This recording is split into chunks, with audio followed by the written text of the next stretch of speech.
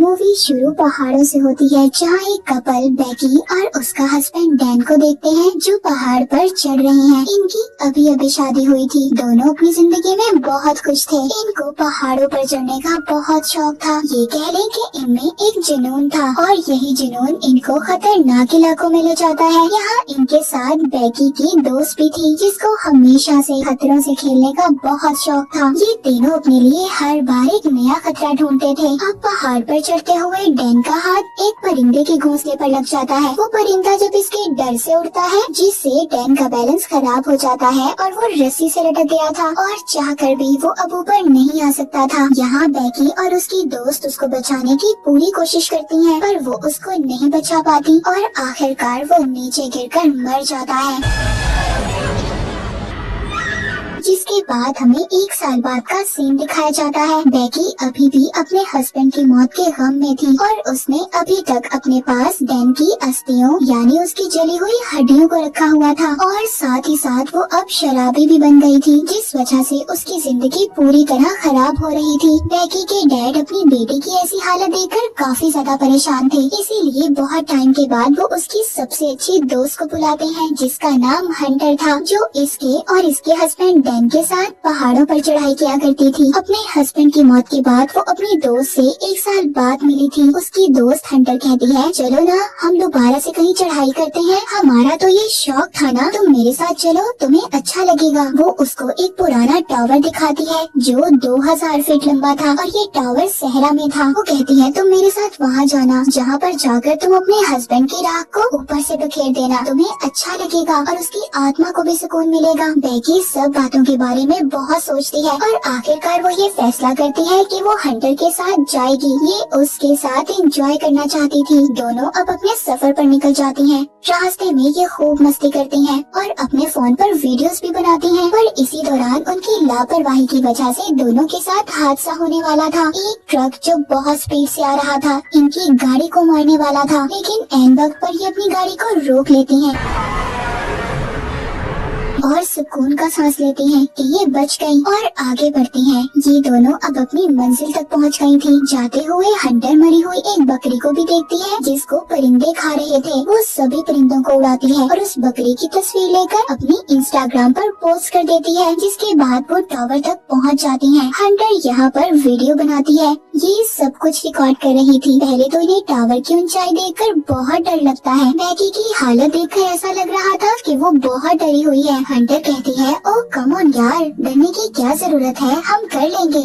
Let's do this. वो अपने आप को रस्सी से बांधती है और बेकी को भी। फिर ये ऊपर चढ़ना शुरू करती हैं, लेकिन बेकी ऊपर चढ़ते हुए सब महसूस कर रही थी, पुराने जंग लगे टावर और उसकी सीढ़ी की आवाज जब ये ऊपर चढ़ रही थी। बेकी को डर तो लग रहा था, पर वो ऊपर चढ़ती रहती है। काफी ज्यादा ऊपर चढ़ने पर हंटर उसको बताती है कि हम आधे टावर पर चढ़ चुके हैं, यानी कि उन्होंने 1000 फीट को पूरा कर लिया था। वो इतनी ऊंचाई पर चढ़ गई थी जितनी आईफल टावर की ऊंचाई हो। यहाँ पर हवा भी बहुत तेज चल रही थी, क्योंकि ये बहुत ज्यादा ऊंचाई पर थी और इन्होंने एक सीढ़ी को भी पकड़ लिया था। हंटर कहती है, बस थोड़ा सा दूर, हम लोग जल्दी अपनी मंजिल तक पहुंच जाएंगे। पर बेकी जब नीचे देखती है कि वो इतनी ऊपर आ गई है, उसको डर लगने लगा था। इस बात पर हंटर सीढ़ी को हिलाकर उसके साथ मजाक भी करती है, जिससे वो बहुत डर जाती है। मगर अब आहिस्ता आहिस्ता इतने ऊंचे टावर पर ये दोनों चढ़ गई थी, लेकिन इसी दौरान इस टावर की सीढ़ी का एक पेंच निकल जाता है, जो इन्हें नहीं पता चलता।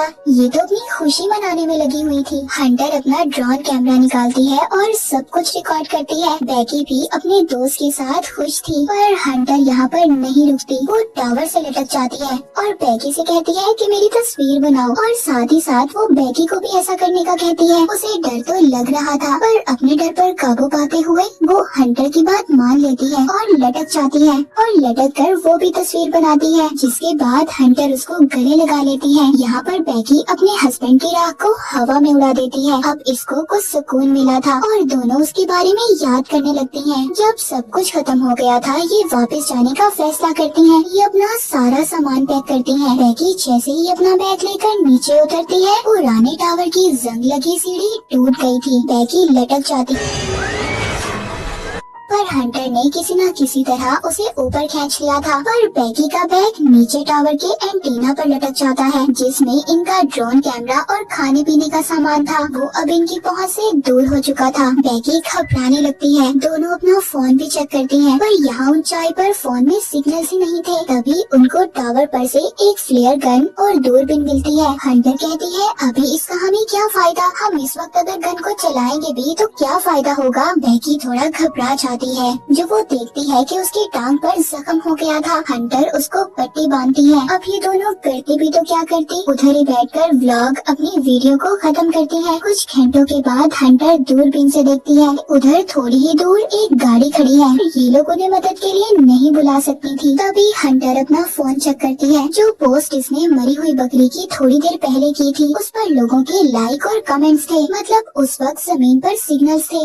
हंटर अब मदद के लिए एक मैसेज लिखती है और अपनी आईडी पर पोस्ट कर देती है। अपने फोन को रस्सी से बांधकर थोड़ा सा नीचे करती है ताकि सिग्नल्स आ सकें और इसकी पोस्ट को देखकर इसके फॉलोअर्स इनकी मदद को आएं। पर अभी भी फोन पर सिग्नल्स नहीं थे और इनका मैसेज भी पोस्ट नहीं हुआ था। अब खुद लटककर फोन नीचे करने का फैसला करती है, लेकिन उनका मैसेज अभी भी पोस्ट नहीं होता। अब हंटर ये सोचती है कि वो अपने फोन को नीचे फेंक देगी, पर पहले ये उसे अपनी जुराब में डालती है और फिर अपने जूते में, ताकि इसका फोन जमीन पर गिरने से टूटे ना। और फिर ये अपने फोन को नीचे फेंक देती है, जिससे कि जमीन पर सिग्नल्स आएंगे और इसकी पोस्ट तो सेंड हो ही जाएगी। हंटर जब दूरबीन से देखती है तो जमीन पर इसको एक आदमी और उसका डॉग नजर आता है, जो अपने फोन पर किसी से बात कर रहा था। इसीलिए यहाँ पर बैगी जल्दी से अपना जूता फेंक देती है ताकि वो आदमी कुछ नोटिस करे, मगर वो कुछ नहीं करता और चला जाता है। लेकिन बैगी यहाँ पर गन चलाने लगती है। हंटर उसको रोक देती है और कहती है, सूरज डूबने का इंतजार तो करो, हमें कोई ना कोई तो बचाने आएगा। रात हो गई थी। बैगी अपना वक्त गुजारने के लिए अपनी पुरानी वीडियोस देखती है, जिसमें वो अजीब बात नोटिस करती है कि हंटर उसको और उसके हस्बैंड को अजीब नजरों से देख रही थी। लेकिन तभी हंटर उसको फ्लेयर गन चलाने का बोलती है और साथ ही वो अपने फोन की लाइट को जलाकर इधर उधर करने लगती है। तभी उन्हें दो आदमी देख लेते हैं, पर वो उनकी मदद नहीं करते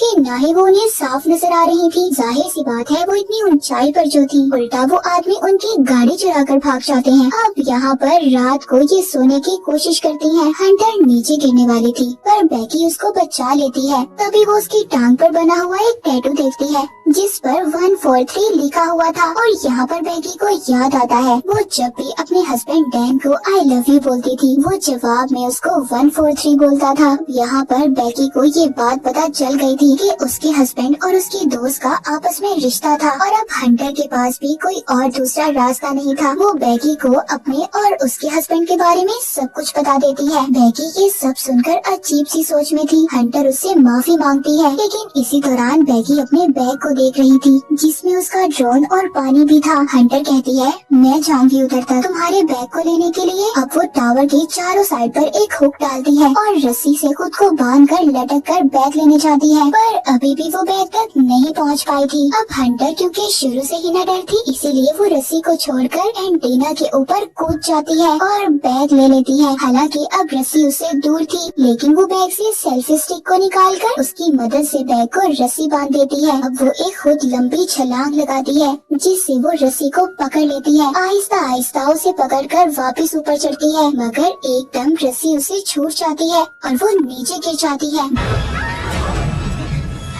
बैगी ये देखकर रोने लगी थी, पर जब वो थोड़ा सा नीचे की तरफ देखती है तो हंटर लटकी हुई थी। मतलब वो अभी भी जिंदा थी, मगर अब उसके हाथ जख्मी हो गए थे। वो अब खुद से ऊपर नहीं आ सकती थी। बैगी अपनी पूरी ताकत लगाती है उसको ऊपर खींचने में। आखिरकार उसने अपनी दोस्त को बचा लिया था। वो बैग से पानी निकाल कर पीती है, जिसके बाद वो एक नोट लिखती है और उसको ड्रोन पर लगाकर उड़ा देती है। मगर बदकिस्मती से जैसे ही वो थोड़ा सा आगे जाता है, उसकी बैटरी खत्म हो गई थी, जिस वजह से इन्हें उसको वापस बुलाना पड़ता है। अब रात हो गई थी। बैगी रात को देखती है कि उसकी दोस्त हंटर नीचे गिरकर मर चुकी है और उसकी लाश को परिंदे नोच नोच कर खा रहे हैं। पर जैसे ही वो जागती है, उसको पता चलता है ये तो सिर्फ उसका एक ख्वाब था। टावर के ऊपर जलती हुई लाइट को देखती है, तभी इसको आइडिया आता है कि वो ऊपर जाकर ड्रोन की बैटरी को चार्ज करेगी। अगली सुबह ये ऐसा ही करती है। बैगी ऊपर जाकर ड्रोन को चार्ज करती है और उस वक्त तक लटकी रहती है जब तक ड्रोन चार्ज न हो जाए, जिसके बाद ये नीचे आती है। अब ये एक पेपर पर नोट लिखती है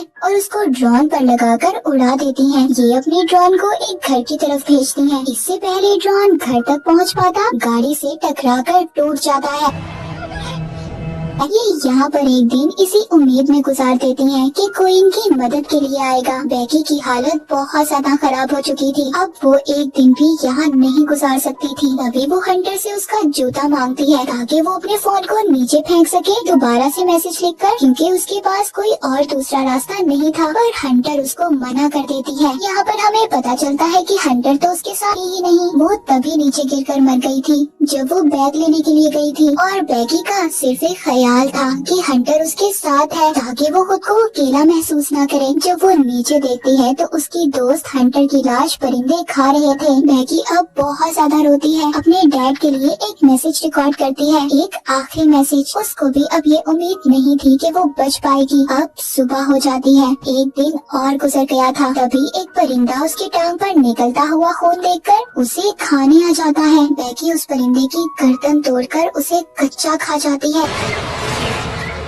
जिससे हमें पता चलता है कि वो भूख की वजह से तड़प रही थी। उसे खाने के बाद उसे एनर्जी, ताकत मिलती है। दूसरी तरफ इसके डैड अपनी बेटी के लिए बहुत ज्यादा परेशान थे। वो इसके बारे में पता करना चाहते थे कि आखिरकार उनकी बेटी है कहाँ पर। उधर बैगी अब हिम्मत कर नीचे उतरती है उस जगह पर जहाँ पर हंटर की लाश एंटीना पर लटकी हुई थी, और अपने फोन को हंटर के जूते में डालकर उसके पेट के साथ चिपकाकर हंटर को सॉरी बोलती है और नीचे फेंक देती है ताकि उसका फोन ना टूटे और उसके डैड को मैसेज मिल जाए। जिसके बाद हम कुछ घंटों बाद देखते हैं बैगी के डैड उस टावर के पास पहुंच गए थे, मगर जैसे ही वो वहां पर पड़ी हुई लाश को देखते हैं जो हंटर की थी, जिसको पुलिस वाले लेकर जा रहे थे, वो समझते हैं शायद उनकी बेटी मर गई। लेकिन बैगी उनको आवाज देती है, डैड। वो अपनी बेटी को देखते हैं तो सुकून का सांस लेते हैं कि उनकी बेटी जिंदा है। वो अपने डैड के गले लग जाती है। आखिरकार बैगी की कोशिशों और उसकी उम्मीदों ने उसे जिंदा रखा। और इसी के साथ ये मूवी यहीं पर खत्म हो जाती है।